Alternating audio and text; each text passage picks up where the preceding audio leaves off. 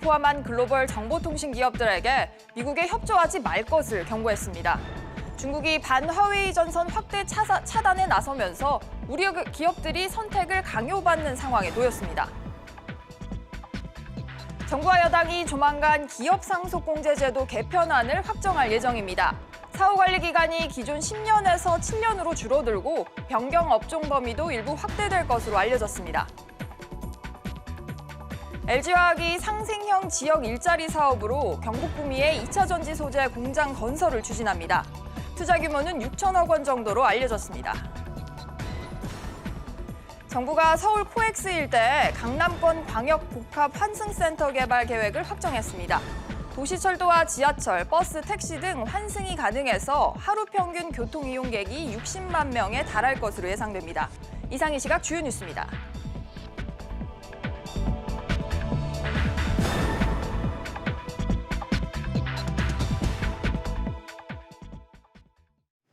백브리핑 시시각각 시작합니다. 첫 소식입니다. 중국 정부가 삼성과 SK를 불러서 중국 기업과 거래를 끊을 경우 응징하겠다는 협박성 경고를 날린 것으로 전해졌습니다. 미중 무역 갈등 속에서 선택을 강요받고 있는 우리 기업들이 자칫 샌드위치 신세가 될 거라는 우려가 커지고 있습니다. 취재기자 연결합니다. 김환진 기자. 네, 김환진입니다. 김 기자, 중국이 반화웨이 전선을 차단하기 위해서 글로벌 정보통신 기업들에게 경고를 했다고요? 네, 뉴욕타임즈와 월스트리트 저널 등 미국 언론에 따르면 중국 경제를 총괄하는 국가발전개혁위원회는 지난 4일과 5일 삼성전자와 SK하이닉스 등 각국의 주요 기술 기업들을 불러서 미국 요구대로 중국 기업의 부품 공급을 중단하면 심각한 결과에 직면할 것이라고 으름장을 놓은 것으로 전해졌습니다. 이는 화웨이와 협력을 중단하라는 미국의 제재에 동참하는 외국 기업들을 대상으로 한 이른바 블랙리스트에 올릴 것이라는 암묵적 경고로 풀이됩니다. 쉽게 말해서 미국 편을 들지 말라 이런 얘기잖아요. 삼성이나 SK 입장은 어떻습니까? 네, 두 기업 모두 공식 입장은 없다는 상황인데요. 삼성전자와 SK하이닉스는 지난해 중국 매출이 전체의 18%, 39%에 이를 정도로 중국 의존도가 상당한데요. 개별 기업 차원에서 뚜렷한 방안이 없는 가운데 청와대와 외교부는 기업 간 의사결정에 정부가 일일이 개입할 수는 없다는 원론적 입장만 되풀이하고 있습니다. 네, 이렇게 미중 통상 마찰로 대외 불확실성이 확대되고 있는데 우리 경제에 대한 청와대 시각은 어떻습니까? 네, 윤종원 대통령 경제수석 비서관은 어제 브리핑에서 세계 경제 둔화와 함께 우리 경제 성장세도 하방 위험이 커졌다면서 이 하방 위험이 장기화될 소지도 배제하기 힘들다고 설명했습니다. 하반기에는 잠재 성장률인 2% 중후반대로 성장률이 올라설 것이라던 당초 전망에서 한 발 물러선 겁니다. 그러면서 경제 활력 회복을 정책의 최우선 순위로 꼽았는데요. 이를 위해서는 추가 경정 예산이 조기 추진돼야 경기가 나아지고 또 일자리가 생길 것이라고 강조했습니다. 이와 관련해 당정청은 오늘 회의를 갖고 늦어도 다음 달에는 추경이 집행될 수 있도록 하겠다는 입장을 정리했습니다. 지금까지 SBS CNBC 김한진입니다. 영국이 유럽연합을 탈퇴하는 브렉시트를 하더라도 우리나라는 무관세 수출을 계속할 수 있을 전망입니다. 취재기자 연결해서 자세한 소식 알아봅니다. 서주현 기자. 네, 서주현입니다. 서 기자, 한국과 영국의 자유무역협정, FTA가 원칙적인 타결을 이뤘죠? 네, 그렇습니다. 유명희 통상교섭본부장과 리안 폭스 영국 국제통상부 장관은 오늘 오전 서울 소공동 롯데호텔에서 한영 FTA의 원칙적인 타결을 공식적으로 선언했습니다. 한영 FTA는 영국이 아무런 합의 없이 유럽연합을 탈퇴하는 이른바 노딜 브렉시트에 대비한 조치입니다. 기존의 한 EU FTA 수준의 협정을 통해서 양국 통상관계의 연속성과 안정성을 확보할 수 있게 됐습니다. 네, 구체적인 합의 내용은 어떤 겁니까? 네, 일단 모든 공산품의 관세 철폐가 유지됩니다. 발효 8년 차인 한 EU FTA를 동일하게 적용하기로 합의했습니다. 이로써 브렉시트 이후에도 자동차, 농산품 등 우리 주요 품목의 무관세 수출이 가능합니다. 반대로 영국 생산 아일랜드 위스키도 영국산으로 인정하고 영국이 유럽에서 조달하는 부품도 최대 3년 시한으로 영국산으로 인정해주기로 했습니다. 또 한국 기업들이 EU 물류기지를 경유해 수출해도 혜택을 받을 수 있도록 했습니다. 그렇군요. 앞으로 일정도 전해주시죠. 네, 양국은 정분의 절차를 완료한 후 정책 서명을 마칠 예정인데요. 특히 올 10월 31일 예정된 브렉시트 전에 한영 FTA가 발효돼서 노델 브렉시트에도 영국 수출 등에 문제가 발생하지 않도록 비준 절차를 서두를 전망입니다. SBS CNBC 서주연입니다. 수출 감소와 수익성 악화, 이렇게 이중고에 처한 기업들이 최근 자산 매각에 열을 올리고 있다고 합니다. 우려스러운 건 자산을 매각해서 확보한 현금으로 미래를 위한 투자보다는 빚을 갚는 데 쓰고 있다는 건데요. 취재기자 연결합니다. 정지환 기자. 네, 정주환입니다. 정 기자, 어떤 기업들이 자산을 매각하고 있습니까? 최근 롯데케미컬이 부산에 있는 국제빌딩 매각에 착수했습니다. 롯데케미컬은 지난달 국제빌딩 매각과 관련된 컨설팅 계약을 체결했습니다. 앞서 SK 인천석유화학은 인천 성남동의 부동산을 655억 원에 매각하기도 했고요. LG전자는 수처리 사업과 안양연구소를 매각하는 절차를 진행 중입니다. 삼성 SDI도 중국 계열사인 SSEB의 지분 30%를 처분하고 있습니다. 석유화학과 전자산업 등 모두 핵심 수출 분야인데요. 업황 부진이 예상되자 관련 기업들이 자산을 매각하는 사례가 늘어나고 있는 것으로 분석됩니다. 네, 이렇게 매각한 자산을 매각한 대금은 어디에 사용되고 있습니까? 기업들이 불필요한 자산을 매각해 미래를 위한 투자에 나서는 게 경제 선순환 측면에서는 긍정적인데요. 하지만 최근 경향은 그렇지 않습니다. 기업들은 자산을 매각해 확보한 현금을 재무 구조를 개선하는 데 사용하는 경향이 강한 것으로 분석되고 있습니다. 한국은행의 2018년 기업 경영 분석에 따르면 지난해 비금융 기업들의 총 자산 증가율은 3.7%로 1년 전과 비교해 1.8%포인트 떨어졌지만 부채 비율은 2017년 95.7%에서 지난해 91.5%로 차입금 의존도는 26%에서 25.6%로 동반 감소했습니다. 기업들이 자산을 팔아 빚을 갚고 있는 경향을 보이는 건데요. 지난 1분기 기업들의 설비 투자가 대폭 감소한 것이 마이너스 성장률의 주 원인이었다는 점에서 기업들의 자산 매각 행렬은 활력을 잃어버린 우리 경제의 한 단면을 보여주는 것이란 분석입니다. 지금까지 SBS CNBC 정주환입니다. 다음 소식입니다. 정부와 여당이 내일 당정 협의를 열고 가업상속공제 개편안을 발표할 예정입니다. 상속공제를 받은 중소 중견기업의 부담을 덜어주는 방향으로 최종 논의가 진행되고 있는 것으로 알려졌는데요. 자세한 내용 취재기자 연결합니다. 강산 기자. 네, 강산입니다. 강 기자, 가업상속공제 개편안이 곧 발표된다고요? 그렇습니다. 더불어민주당과 기획재정부는 내일 당정 협의를 열고 가업상속공제 제도 개편안을 최종 조율해 발표할 예정입니다. 가업상속공제란 중소 중견기업을 10년 이상 경영한 사업자가 기업을 물려줄 때 가업상속 재산가액의 100%, 최대 500억 원까지 공제해주는 제도인데요. 현재는 상속인이 10년간 업종과 지분, 자산, 고용 등을 유지하도록 하는 사후관리 요건을 두고 있습니다. 내일 발표되는 개편안에는 이 사후관리 기간을 7년으로 단축하는 내용이 담길 것으로 알려졌습니다. 하지만 가업상속공제 대상 기업의 매출 기준은 부의 대물림이라는 비판 때문에 현행 3천억 원 미만으로 유지하기로 가닥이 잡힌 것으로 전해졌습니다. 다만 이 부분은 입법사항에 해당하는 만큼 당정 협의 발표 후 향후 국회 법안 심의 과정에서 추가적인 논의를 이어가기로 했습니다. 그렇군요. 또 하나 관심사가 업종 변경 허용 범위지 않습니까? 이 허용 범위는 어떻게 됩니까? 네, 업종 변경 허용 범위는 한국표준산업분류상 소분류에서 중분류로 확대될 예정입니다. 또 대분류 내 유사업종까지도 변경을 일부 허용하기 위한 구체적인 방안이 당정협의에서 최종 조율될 것으로 전해졌는데요. 예를 들어 전통적으로 술을 만들던 중견기업이 알코올 성분을 연구해 에너지 분야로 사업 전환을 한다고 하면 이를 허용한다는 의미입니다. 공제기업 업종 심사를 진행하는 심의위원회를 구성하는 방안도 검토 중인 것으로 알려졌습니다. 상속 후 사후관리기간 정규직 고용인원을 100% 유지하도록 한 요건은 정규직 고용인원을 유지하는 기준만 적용하는 게 아니라 인건비 총액 등을 함께 고려하는 요건을 새로 마련하기로 했습니다. 상속세 과세 공제 한도는 지금의 최대 500억 원이 유지될 전망입니다. 현재 공제액은 가업 영위기간 10년 이상, 20년 미만은 200억 원, 20년 이상 30년 미만은 300억 원, 30년 이상은 500억 원입니다. 지금까지 SBS CNBC 강산입니다. 중소기업중앙회 등 중소기업 16개 단체와 학회가 가업승계 증여세 과세 특례를 가업상속공제 수준으로 확대해야 한다고 요구했습니다. 이들 단체는 서울 중기중앙회에서 긴급 기자회견을 열고 중소기업들은 갑작스러운 사후 상속보다 사전 증여를 선호하고 있으나 가업승계증여세 과세특례가 가업상속공제의 지원 범위에 훨씬 미치지 못한다면서 이같이 촉구했습니다. 그러면서 현재 100억 원 수준인 지원 한도를 500억 원으로 확대하고 또 법인과 자녀 1명으로 한정된 대상을 개인 사업자와 자녀 1명 이상으로 확대하는 등의 방안을 제안했습니다. LG화학이 구미형 일자리 창출을 위해서 배터리 소재 공장을 세우는 방안을 추진합니다. 이르면 이달 말에 구미시와 LG화학이 협약을 맺을 것으로 보이는데요. 자세한 소식 취재기자 연결합니다. 윤지혜 기자. 네, 윤지혜입니다. 윤 기자, 두 번째 상생형 일자리, 이른바 구미형 일자리라고 불리는데 좀 더 구체적인 계획이 나왔군요. 네, LG화학이 경북도와 구미시에 전기차 배터리 핵심 소재인 양극재 공장을 짓겠다는 의견을 전달했습니다. 투자 금액은 6천억 원 정도가 될 것으로 알려졌는데요.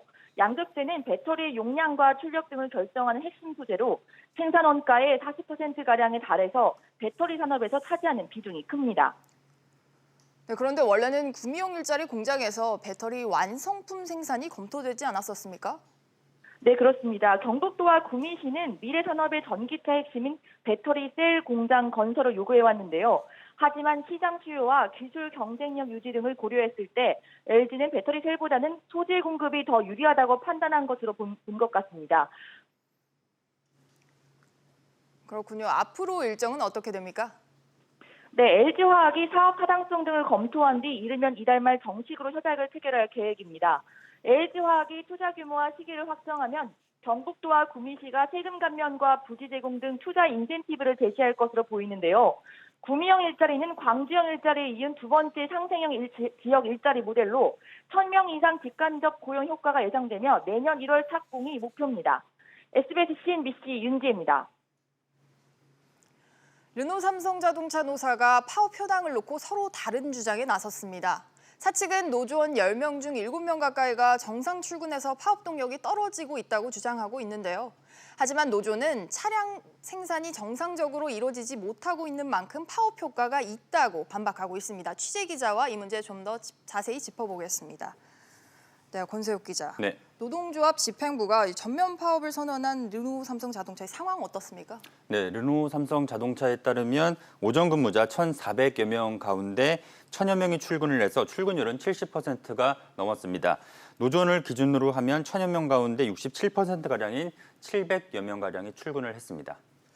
네, 이렇게 파업을 선언했지만 네. 조합원들은 계속해서 출근을 해서 일을 한다는 거죠. 네, 그렇습니다. 노조 집행부는 지난 5일 오후에 전면 파업을 선언을 했습니다. 하지만 파업 지침에도 조합원 절반가량이 생산 라인을 떠나지 않고 일을 계속했습니다. 전면 파업 이후 첫 근무일인 지난 7일에도 10명 중 6명이 넘는 조합원이 출근했고 지난 주말에도 특근이 이뤄졌습니다.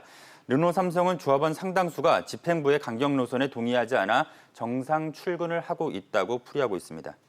집행부 입장에서는 당황스러울 것 같기도 한데 공식적인 입장이 있습니까? 네, 노조 집행부는 핵심 공정의 경우 파업 참가율이 높아서 라인을 가동해도 정상적인 생산은 이루어지지 않는 등 파업 효과를 거두고 있다고 반박을 하고 있습니다. 네.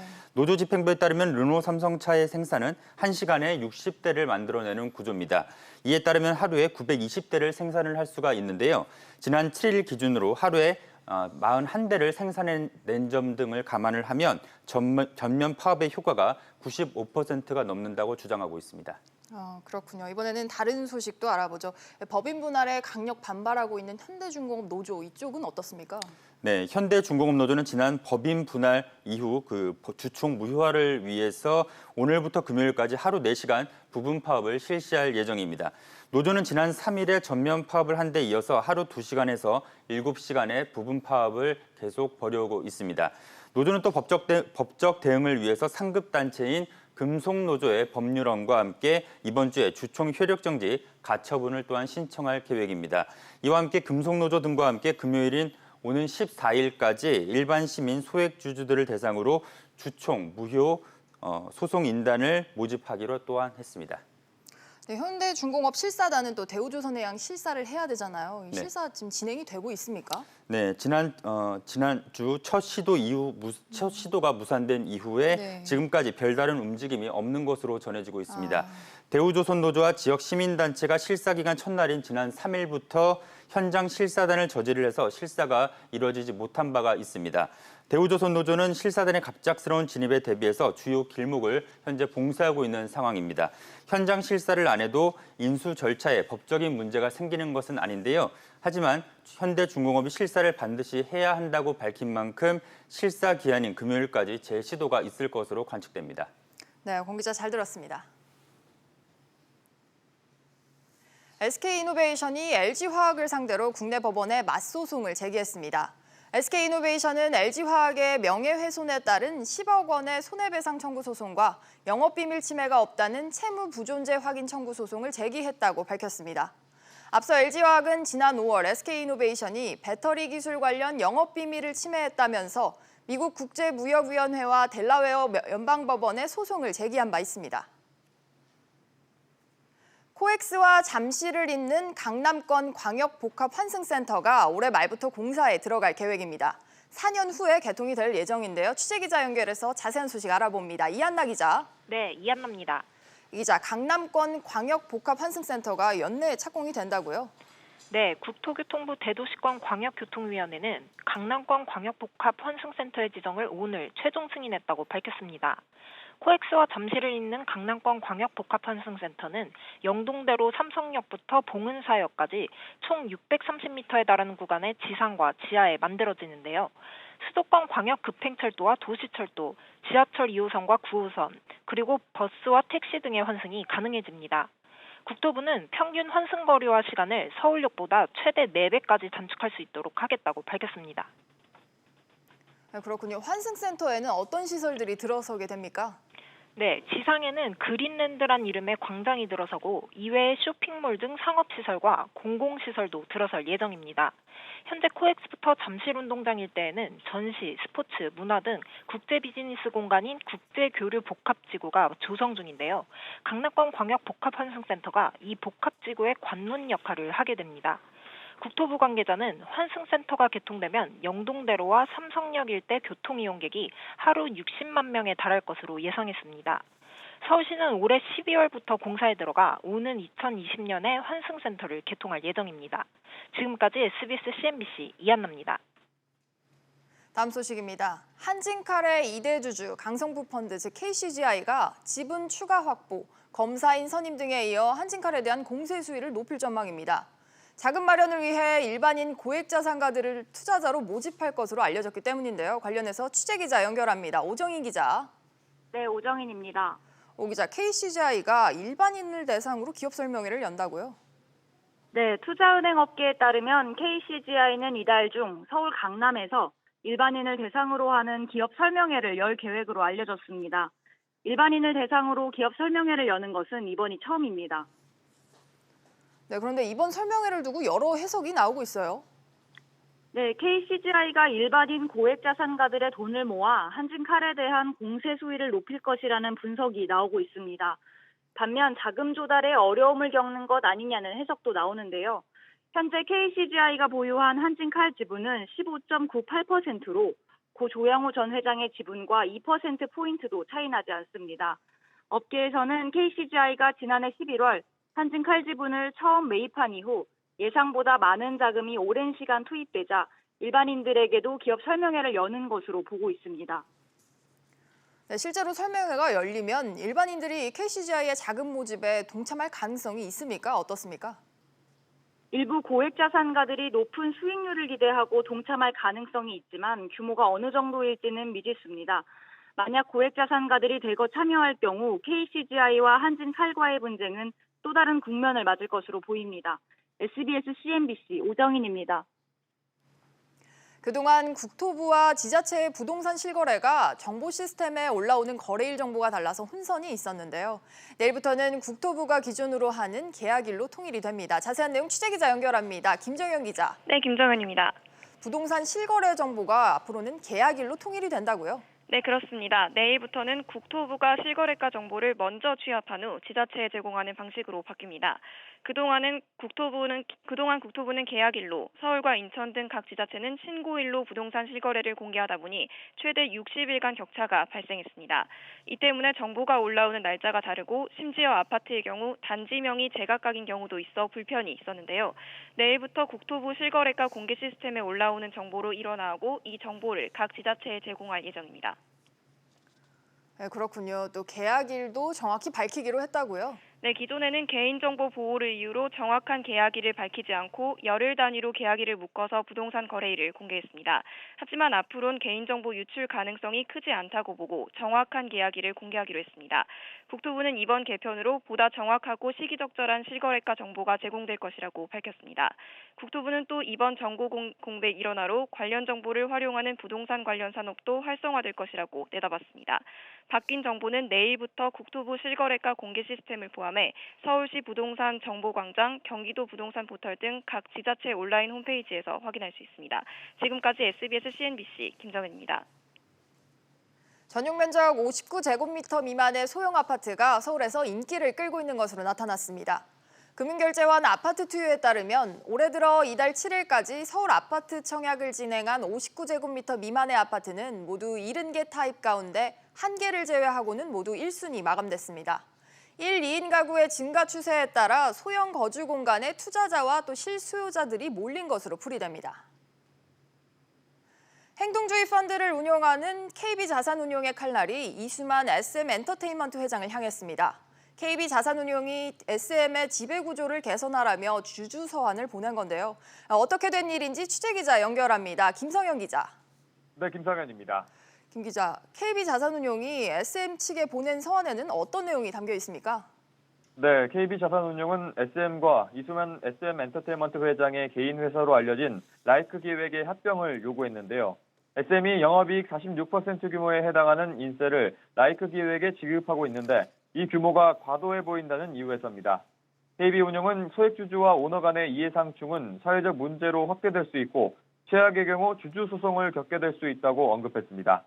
KB운용은 SM 본업과 상관없는 사업에 대해서도 문제를 제기했는데요. SM이 자회사인 레스토랑과 리조트 등과 같은 본업과 무관한 사업으로 적자가 확대되고 있다는 점을 지적했습니다. 이 때문에 KB운용은 향후 주주총회를 통해 사회이사 후보를 추천하겠다고도 밝혔습니다.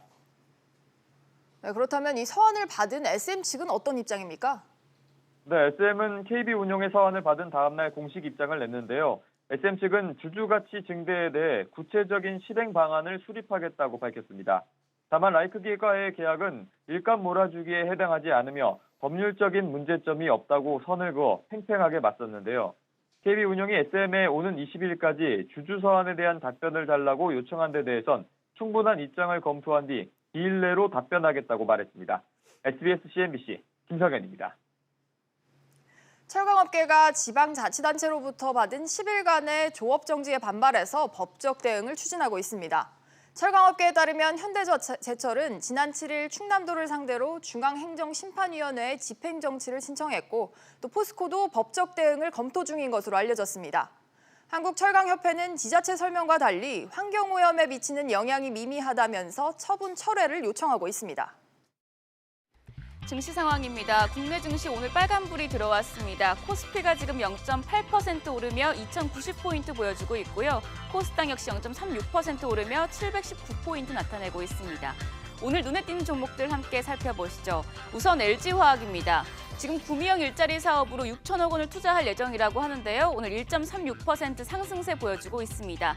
기아자동차 같은 경우에는 멕시코 관세가 무기한 연기됐다는 소식이 오면서 멕시코에 공장을 둔 기아차 역시 3.65% 강세를 보여주고 있고요. 한화 같은 경우에도 오름세입니다. 지금 미국 항공엔진 부품사에 3억 달러를 주고 인수했다고 하는데요. 글로벌 파트너로 격상된다는 소식이 올라오면서 오늘 1.74% 오름세 보여주고 있습니다. SK이노베이션 같은 경우에도 상승세입니다. 지금 LG화학을 상대로 명예훼손 맞소송을 걸었다고 하는데요. 갈등의 골이 깊어질 것으로 우려가 되지만 오늘이 1.25% 오름세 보여주고 있습니다. 반면에 하락하는 종목으로는 현대중공업이 있습니다. 지금 노사 갈등을 보이는 현대중공업은 파업을 계속해서 이어가고 있는 모습인데요. 오늘 0.43% 빠지며 11만 6천 원에 거래되고 있습니다. 지금까지 증시 상황이었습니다. 오늘 준비한 소식은 여기까지입니다. 여러분 고맙습니다.